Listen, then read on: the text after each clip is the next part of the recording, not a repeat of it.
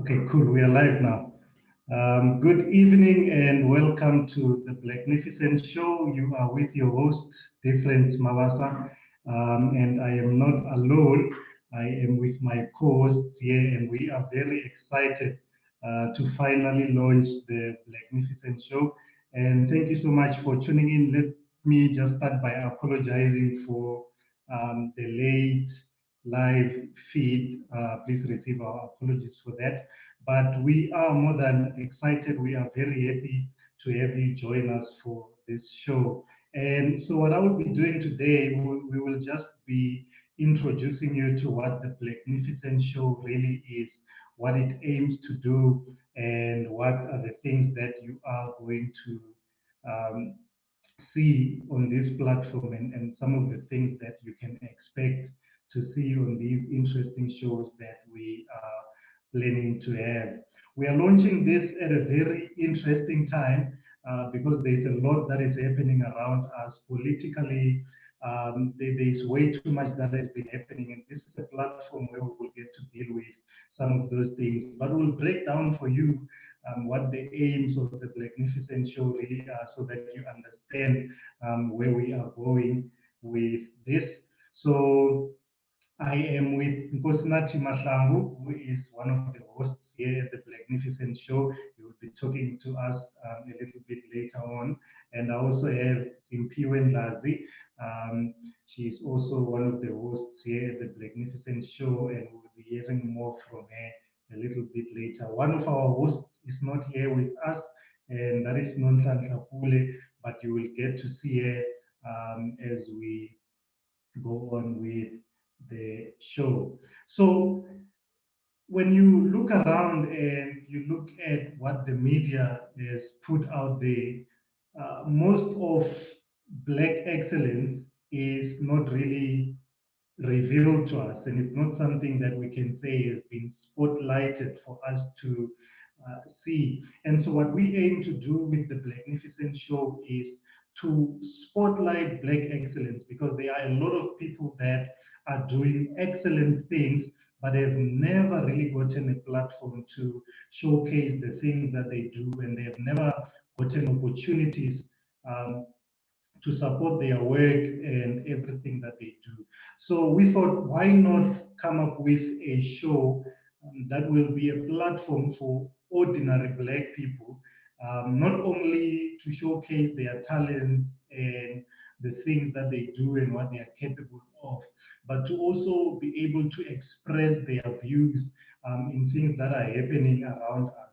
And so we realize that the more we have these engagements and the more we have these conversations, the more we understand each other as the Black community. And when we get to understand each other, then we can become more united, and we can begin to move forward as one unified body. So what you will see at the Blacknificent Show is that sometimes we'll bring someone who is doing something and they are doing it really well, and really just try to showcase what they do.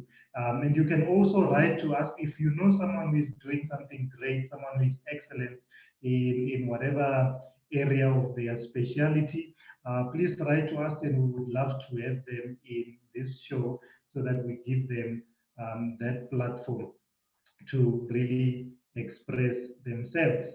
And so I'm going to give to my co-hosts to just introduce themselves.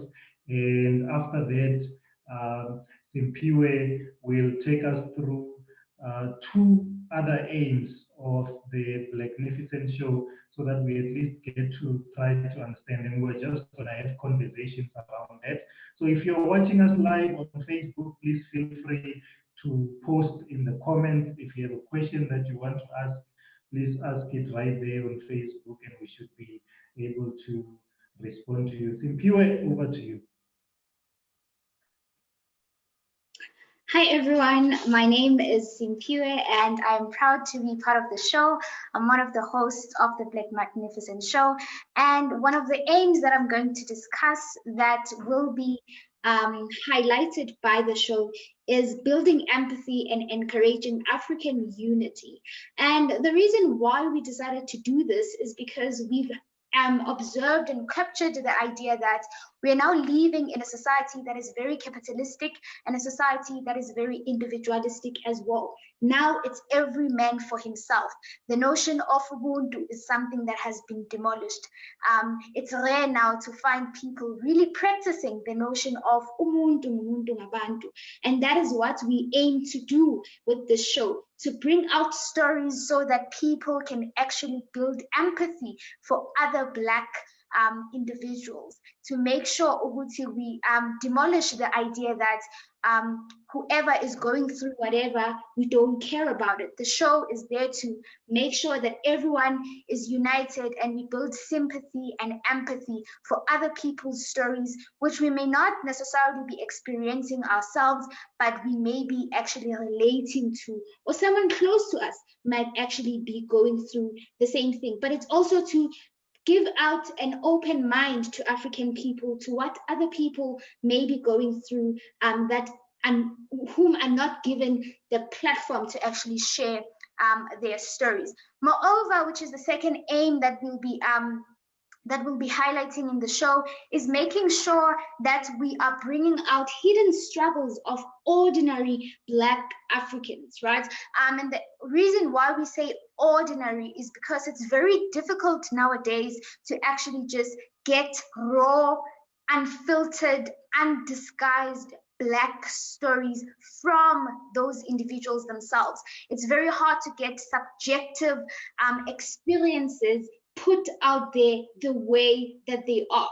But moreover, going to the very people that are experiencing that and hearing it from them. So it's very important that we don't just celebrate Africans that are heroes or celebrated in the media and are in the spotlight, but we actually get to hear the stories that ordinary Black South Africans are also going through. And we see that as a very beautiful thing, seeing that now we are very westernized and we're very distanced from each other and our stories as Africans. Thank you. Thank you so much, Simpiwe. Let me just ask something right there, because I feel like you mentioned something that is very important when it comes to building empathy and, as a result, encouraging African unity. Do you feel, I think, in your view, do you feel that we are united enough as Africans, and we really sympathize with each other? Do we really understand our own struggles as Black people before we even look outside as to how other races are treating us? But do you think, like within the Black body, is there enough unity, and is there enough empathy to get us moving forward right where we are at the moment? Unfortunately, I don't think so. I don't think that at the moment, in this day and age that we live in, we have enough empathy for each other as Black Africans. And the reason for that is how our society has come to develop. We're no longer living in the era where we were a community and we were living as one. Now everyone is an individual and is living for themselves and looking out for themselves, and that's why it's very hard to sympathize with one another. A very clear example of such is xenophobia, for example. As Africans, xenophobia is actually a blatant example of how we are lacking empathy for one another. We are lacking to see each other as one, as we have the same skin. So it's really all about every person for themselves. And I think that's the reason why this show is important, to bring back that unity, to bring back that understanding and mutual experiences back to ourselves. So no, I don't think there's enough empathy. Yeah. Yeah, and I think that's true, because when you look at a lot of our beliefs, these are not commonly held beliefs amongst us. You get someone who is a feminist like yourself, you know, your views will not be well received all the time, especially in the Black community. And I think it is not wrong that we disagree with each other, but the only thing that we are doing wrong is that we do not want to listen to each other. And so, as we are saying, I think this will be a platform where we just come and listen to each other's stories. I want to understand why you believe in what you believe in than just dismissing it before I get to listen to you. And I think you are very correct there to say we are not yet at that level, but we should aim to achieve that. And I am very hopeful that through the Blacknificent show, we will be able to do that. If you're only going to listen to people that agree with you, if you're only going to speak to people that agree with you, then you are not going to grow as an individual. So we want you to come to the Blacknificent show, not because you have got the best views or you have got the correct views, but we want you to come to the Blacknificent show because your view matters. The fact that it is your view, that makes it absolutely important. So I'm looking forward to those conversations where we'll come here and settle our disagreements. And Simpiwe is a debater, so I am sure every time she hosts a show, there's going to be massive debate going on here. Um, and that is going to be absolutely exciting. I want to bring in Mr. Nkosinathi Mahlangu to tell us how the Blacknificent show is going to give undiluted views about current affairs in Africa, especially, and in the whole world, without fear and without prejudice. Mr. Mahlangu, over to you. Thank you, sir. Hi, everyone. I'm really excited that this launch has finally arrived. I've been looking forward to it for quite some time now. So it's really good to be here. The aim I'll be discussing is giving undiluted views about current affairs in Africa and the world without fear or prejudice. There's a lot of ignorance around Africa on an international level.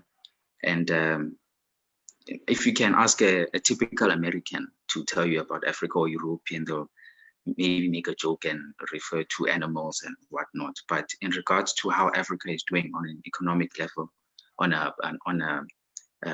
a political level, there's a lot of ignorance around that. And I feel like that is the perfect grounds for the exploitation of our continent.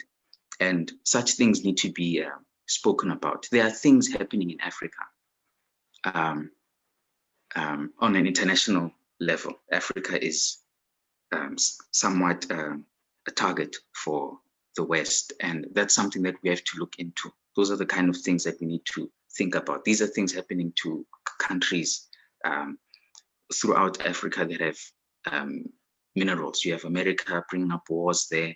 You have the Europeans calling us or saying that they should come up with vaccines and bring them here and test them as if we're not human enough. You know, we're seen as guinea pigs. We're seen as people offered cheap labor, if not slaves, even worse.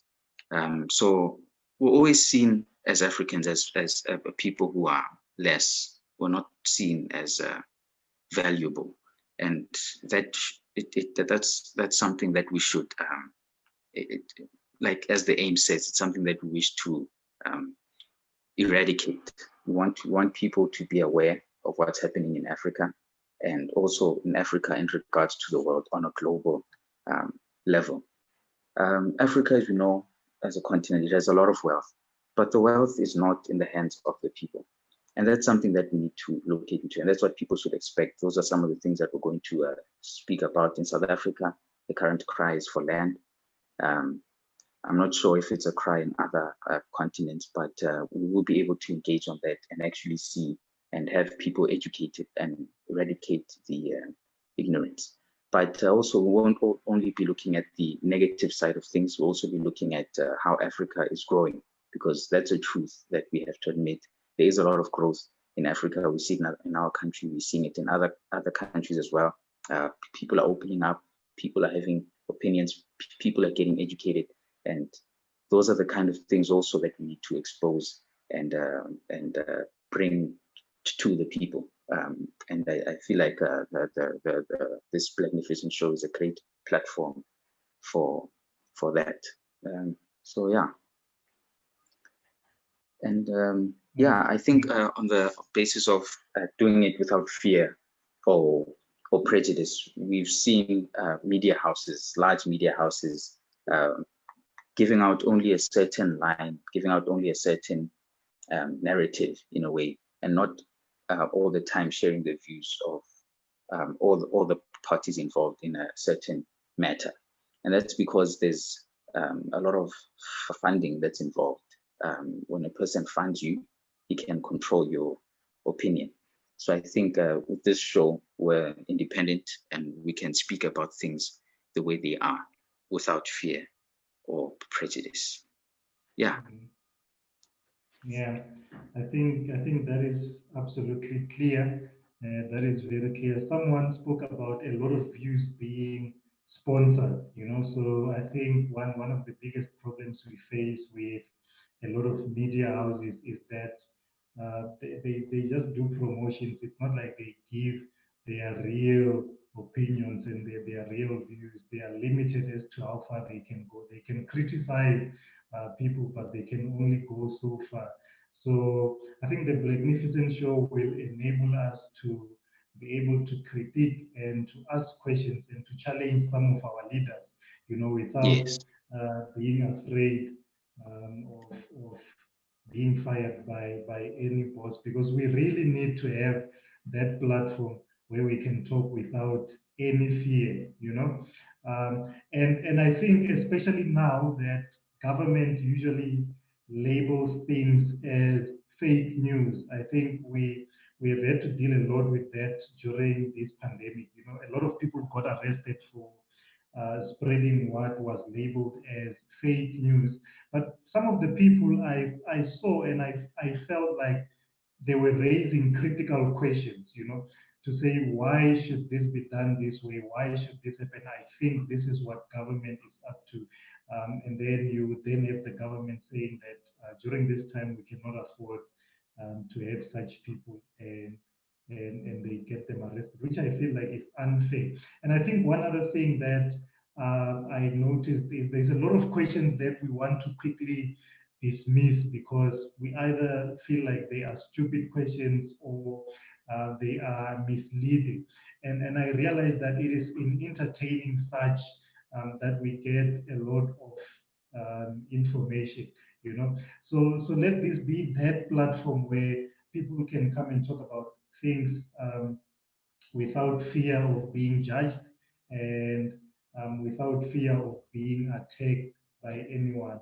And we are going to answer every question, even the questions that people are afraid to ask. For example, there was a question when lockdown started, and people were talking about 5G and how it can spread the coronavirus. And for me, it was an interesting discussion. There's a lot of people that dismissed it. I am one of them because I don't think that is true. But if you do an investigation, you find that the person who maybe came up with that claim in the first place is someone who really did research as to how networking works and what are some of the risky transmissions that are associated with the new technologies, and found out that they can indeed cause some harm. And I really do agree with that. I just don't think that they can transmit a virus like coronavirus. But I felt like, a lot of people just dismissed it to say, how stupid can you be, to believe that something like that can happen. But if you don't ask those necessary questions, you will miss a lot of information there.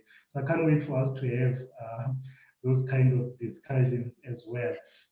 And so, most importantly, and this is the last aim of the show, we want to provide Afrocentric solutions to the many problems faced by Black people in their own land.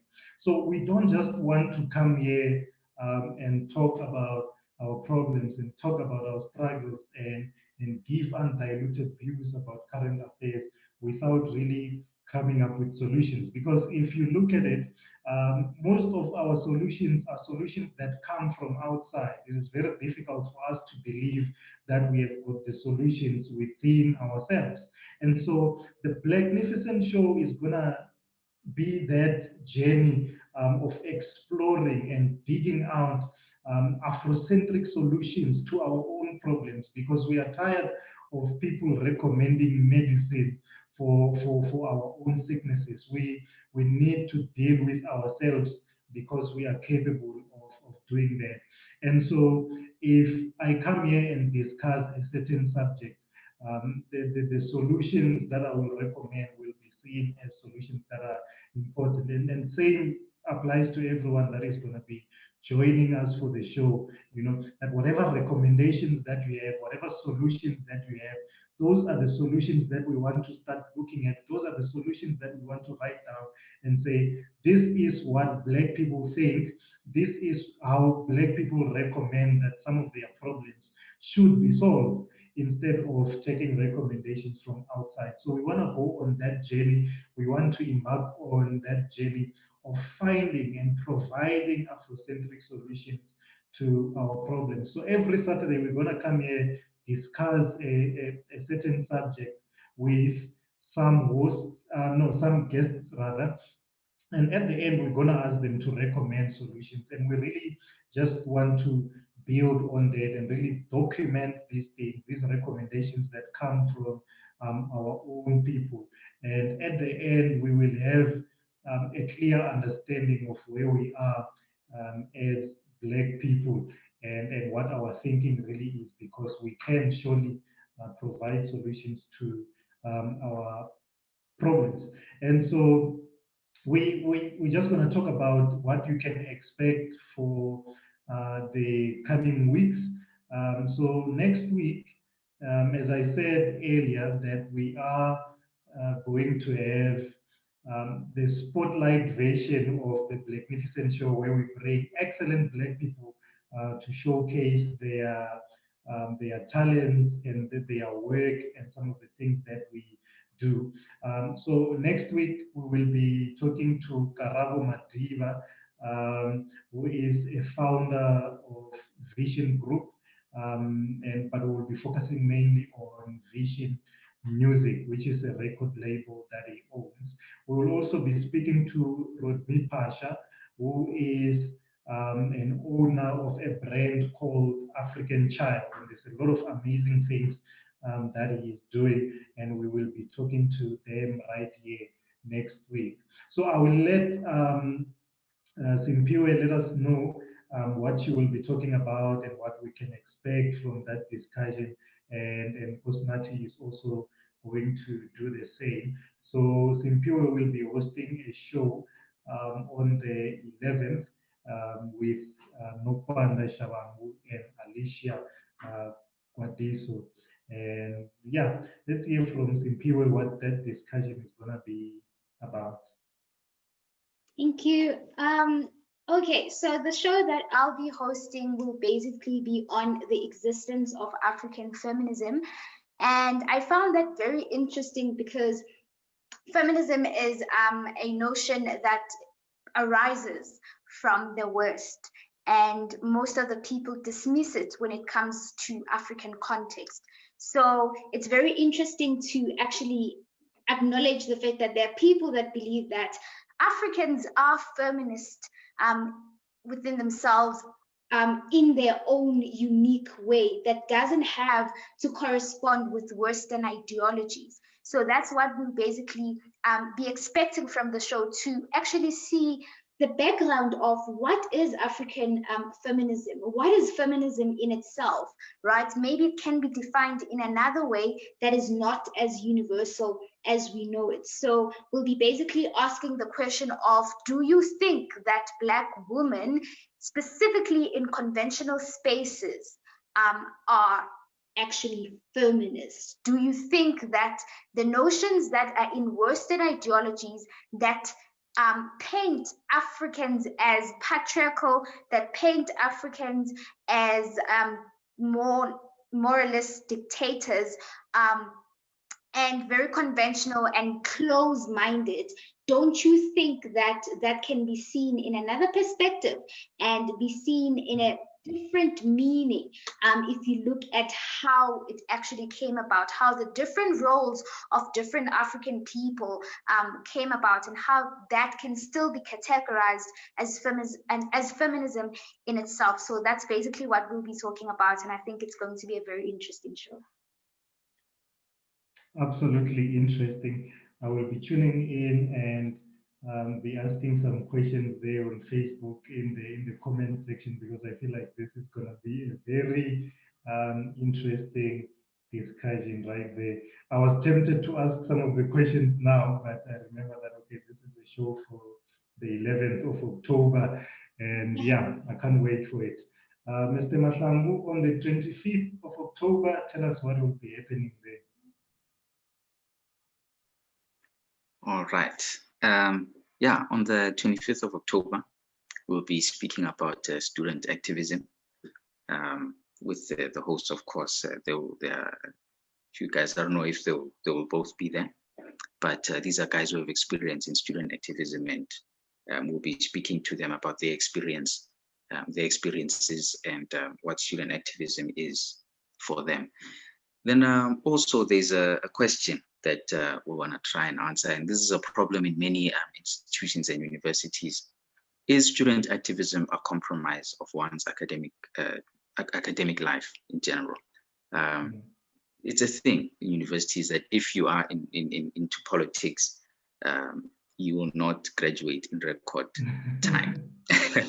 So those are the kind of things that we're going to engage on. Is it really a compromise? Does it have to be a compromise? Is it the nature of institutions that leads us to need to compromise for a certain goal? Because I mean, some things can be solved. Students don't really have to strike or protest. But when students are always at that point where they need to fight heavily for what they have to do, the people who are going to lead them are going to be people who know how to fight and who are able to fight and who have been in the institution for a while and who have the bravery, you know.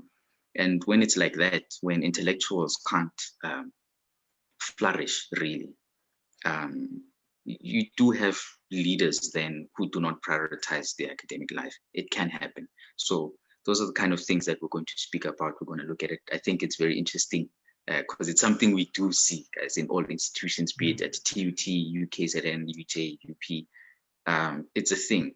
It's a view that if you're into politics, you're not going to graduate in record time. So we're going to look at that and see whether it's true or not. Yeah, some really interesting stuff. I think we should bring in the SRC president from TUT and really hear from those guys how they do it, really, because they can be very active and very radical. We know there's someone who wrote on Twitter that as soon as people get back to campus, we know TUT will be on strike. You don't know what they will be protesting for, but they something that they will be doing. So I think it's an interesting discussion. I spoke to a friend of mine, I think it was last year, who was at vet, and he joined politics. He joined one of the political movements there.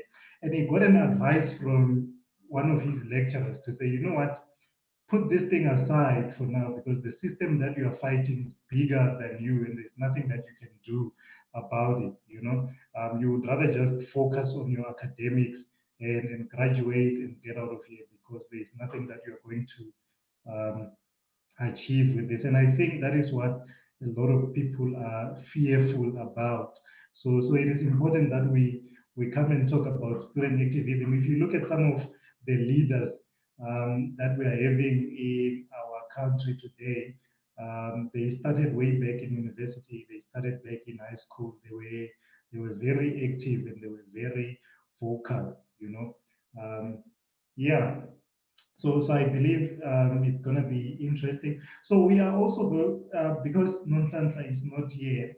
So on the 18th, Nonhlanhla will be discussing some of the toxicities.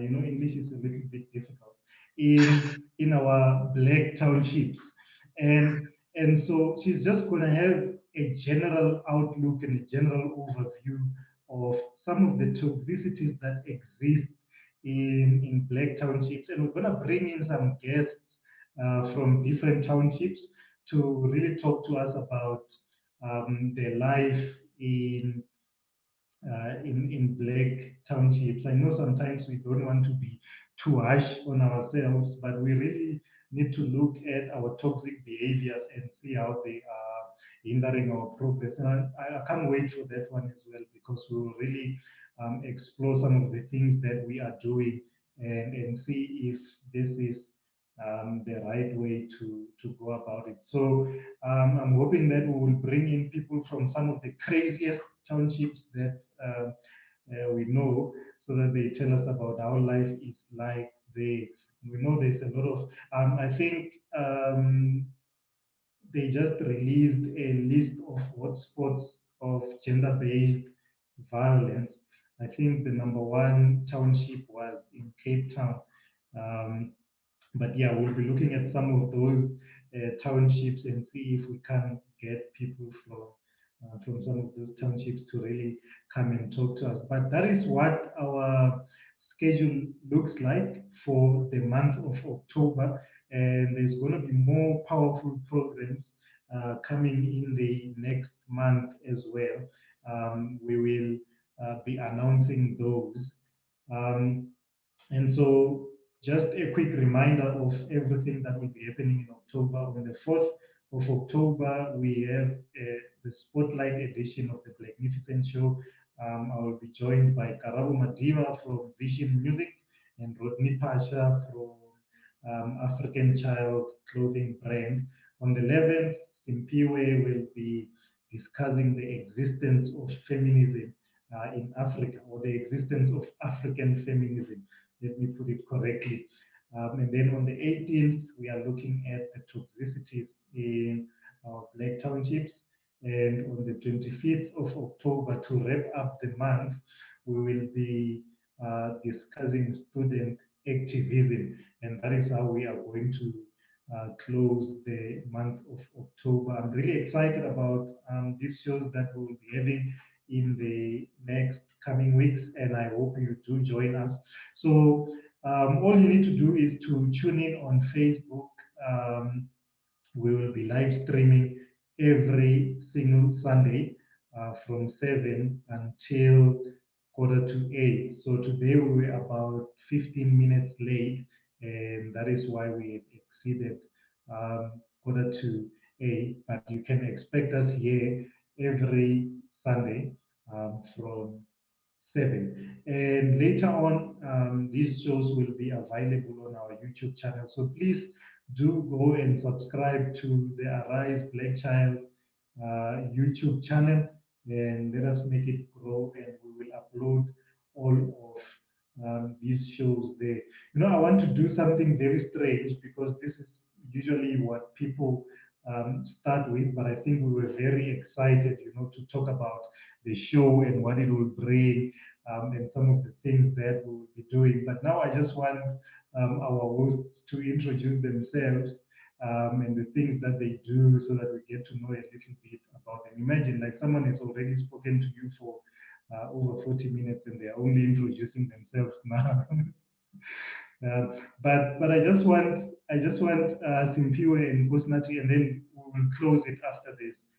Just to tell us a little bit about yourselves, and tell us a little bit about the things that you do, the things that you are passionate about, so that people get to know who their hosts are, and what their ambitions are. Okay, my name is Simpiwe again, Simpiwe Ndlazi. I am a second year student at the University of Johannesburg. I'm studying BA in psychology, and my passions by virtue of my course is actually mental health. I'm very much into taking care of our health, but specifically our mental health. I feel it's one of the priorities that one can ever look at. Secondly, obviously, I'm into feminism a lot. I believe in the equality in all aspects of society, that is politically, socially, and economically as well. Moreover, I'm a debater.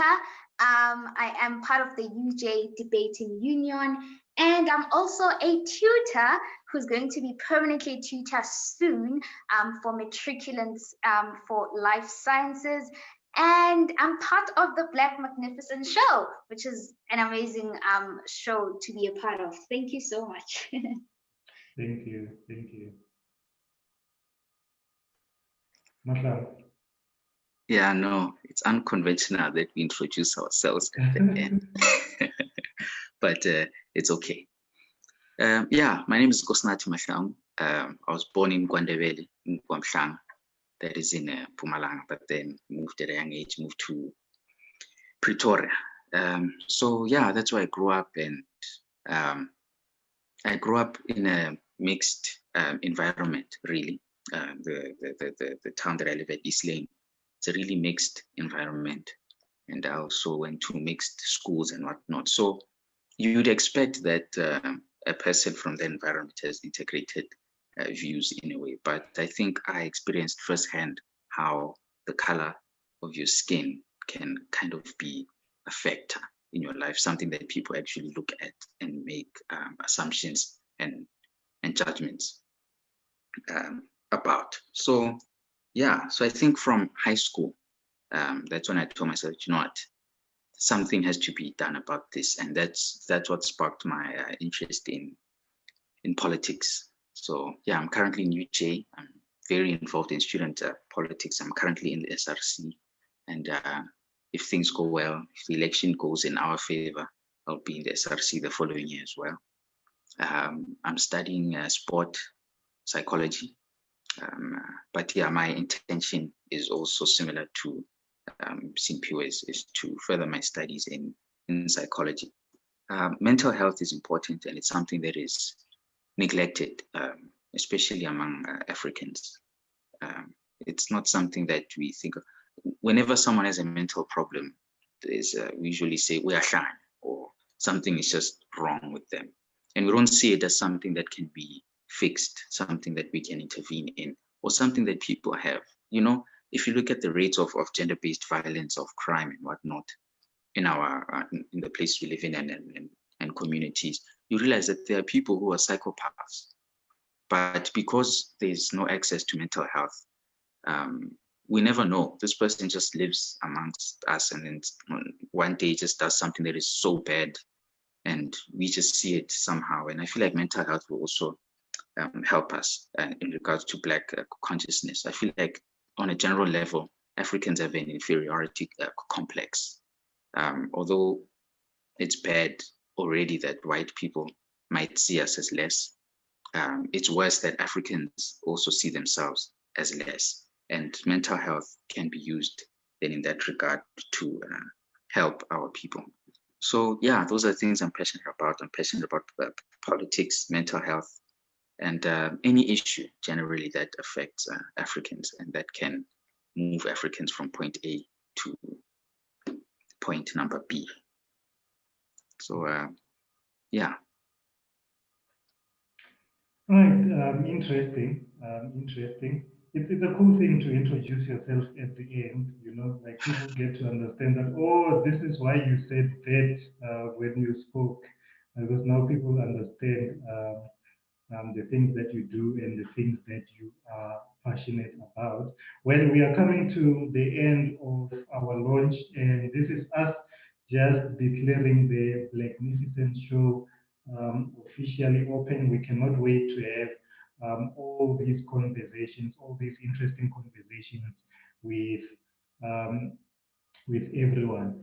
And as we close it, I think I just want to emphasize, you know, that there's a lot that we aim to achieve with this show, and the only way that we can achieve that is if we work together and try to build that understanding and that empathy that Simpiwe was talking about, and it will really be important for us to do that so that we begin to move together as the black body. So I won't waste too much time introducing myself, but my name is Difference Mawasa. I belong to the Arise Black Child movement. I serve as the deputy president there. I've also been to the University of Johannesburg, like Simpiwe and Kosinati. I was there for a while. I also went to the University of Pretoria before that, and another institution after that. So I've gotten to experience what university is like with about 3 different institutions now. Um, and what I am really passionate about is community engagement. And I think when people talk about community engagement, they just think about going to a community and giving handouts, donating food, and all of that. But community engagement for me is really going to communities and discovering a lot about the philosophies in that community, and how the people in that community live and how they behave and what they believe in, and really get to engage with them on their level. So I am very passionate about community work. I think it's something that I've been doing since high school. When I was in grade 8, I founded a movement called Kids in Mission because I was a kid then. So it was for kids in high school where we came together and really discussed some of the critical issues. We came together to debate and really did a lot in our communities there. And then later on in my high school years, I also founded an organization called the Help Somebody Project. I think this was all about aid and helping and donating stuff to communities who were able to assist students with uniform um, and things like that. I think it is when I went to the University of Pretoria, and I have to say this, that I became more politically aware because I was ignorant of a lot of things. But some of the experiences there made me to want to know more about us as Black people and how we got to where we are. And then I became aware of political ideologies. I joined political parties that I left at the end. My reason for leaving all the political parties I've been with was because I felt like every time I belonged to a political party, I was robbed of an opportunity to think outside the box because you are limited to the party's ideologies and everyone else is wrong. So if you belong to the ANC, for example, the EFF are just fools that are noisy, that are disruptive, and you don't have time to listen to them. If you belong to the EFF, the ANC is just a bunch of old grannies, people that should have retired, and you don't have time to listen to them. The DA is just a bunch of white people and black white people that you don't have time for. And I robbed myself of that opportunity, so I decided to step out of that political space and really look at everything objectively. So I'm now able to listen to the ANC and say, I agree with that, I don't agree with this. I listen to the EFF and say, I think I agree with that and this, and the DA as well, although I've never agreed a lot with the DA, but I listen to everyone.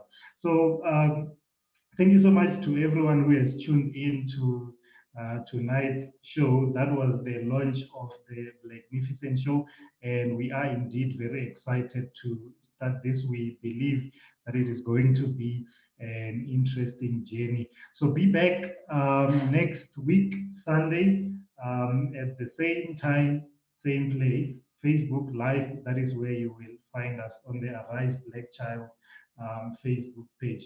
And so on the 4th, we will be back here. And so it won't be all of us who will come back one by one and host all these different shows that we will be having. But from me, thank you so much for tuning in tonight. Have a magnificent night, and we will see you next time.